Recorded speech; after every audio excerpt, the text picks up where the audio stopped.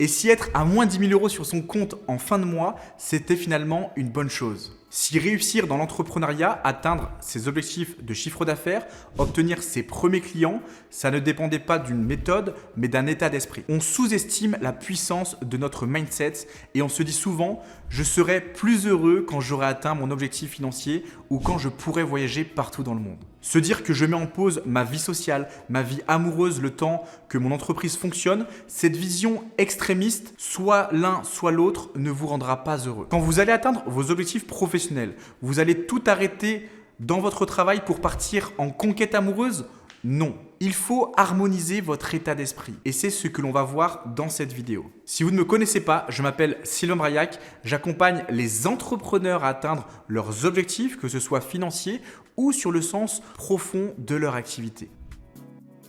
Avant d'atteindre le million de chiffre d'affaires par an, je suis moi aussi passé par des stades de colère, de doute, de sentiments d'injustice quand ma première entreprise était au bord de la faillite en 2017. Qu'est-ce qui a redressé ma première entreprise? J'ai changé mon état d'esprit et les résultats ont suivi. Je vais vous raconter ce qu'il m'est arrivé. On est en 2017. J'ai une entreprise de fitness, un club de coaching sportif privé haut de gamme. Je vais avoir plus de résultats et je prends un accompagnement à 14 400 € avec un mentor business spécialisé dans les salles de sport. Sauf qu'après plusieurs semaines d'accompagnement, le compte en banque est dans le rouge. Je ne sais pas comment je vais payer mes prochaines factures. À l'époque, je travaillais tellement que je dormais sur un canapé clic-clac dans ma salle de sport. Sans les résultats que j'attendais, j'étais évidemment déçu, souvent aussi agacé. Au téléphone avec mon coach, je lui hurle dessus, je lui montre mon agacement et je pense que si je l'avais en face de moi, je lui aurais jeté une bouteille à la gueule. Et là, il me dit cette phrase,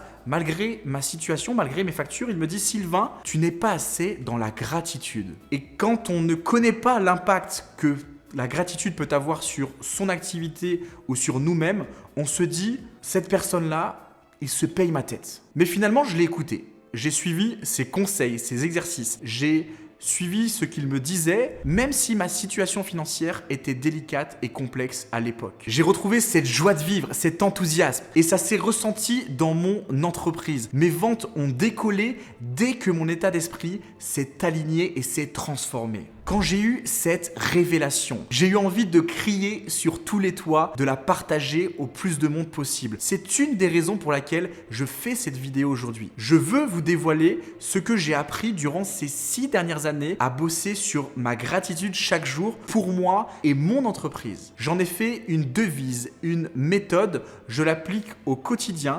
Je l'ai surnommée la méthode GRET. Le G de gratitude, avoir cette gratitude au quotidien, apprécier les choses que tu fais dans l'instant présent, apprécier déjà qui tu es, ce que tu fais et ce que tu as. Tu veux te transformer, quitter ta situation actuelle pour une situation que tu juges meilleure, passer de 2 000 à 5 000 € mensuels en termes de revenus. Mais si tu es uniquement dans l'objectif d'avoir une transformation matérielle, tu ne seras jamais heureux. Tu auras à peine atteint ton objectif financier que tu seras directement focalisé sur le prochain. Apprécie déjà ta situation. Exprime ta joie de faire ce que tu fais en ce moment. La première clé est déjà de désirer l'instant présent. Le R de responsabilité. J'aime me dire que c'est lorsque tout va bien, c'est grâce à la vie, mais lorsque tout va mal, c'est mon entière responsabilité de changer les choses. La réalité, c'est que la personne qui a le plus de contrôle sur ton état intérieur, sur ta vie, c'est toi-même et personne d'autre. C'est ta propre responsabilité d'oser.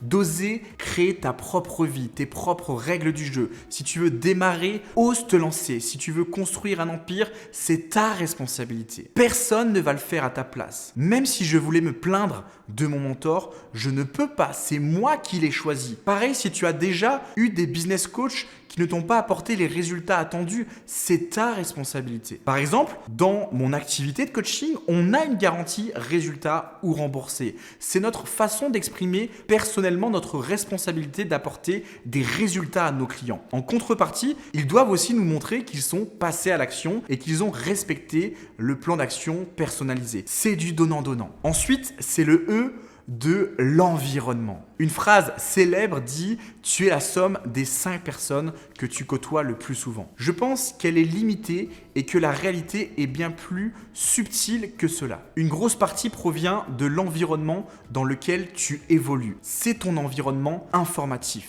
Les connaissances que tu intègres et que tu laisses passer dans ton cerveau quotidiennement. Tes actions sur ton temps passif. Est-ce que tu regardes des séries humoristiques ou des documentaires? Est-ce que tu fais du sport? Tu es la somme de toutes ces énergies que tu fréquentes quotidiennement. Le business coach de 19 ans sur Instagram qui a un joli feed, un joli design, est-ce que tu penses qu'il peut t'apporter des résultats que tu désires alors qu'il ne les a pas lui-même? Si tu veux faire 10 000 euros de chiffre d'affaires mensuel et que tu es accompagné par une personne qui a passé ce stade il y a déjà plus de 5 ans, tu sais probablement que c'est une personne plus propice pour t'accompagner. Aujourd'hui, avec le développement du numérique, avoir les bons outils, c'est un détail. Ce qui va te faire obtenir des résultats fulgurants, c'est ton environnement. Ton environnement est plus fort que toi, donc choisis-le avec précision. Le A de l'ambition. Quel est ton objectif ? C'est ok d'être ambitieux. Tu as le droit de rêver. C'est ta responsabilité de te mettre en action pour nourrir cette ambition. On ne s'autorise pas à vivre cette vie extraordinaire, cette vie rêvée. On reste dans notre quotidien. La vie, elle n'est pas infinie.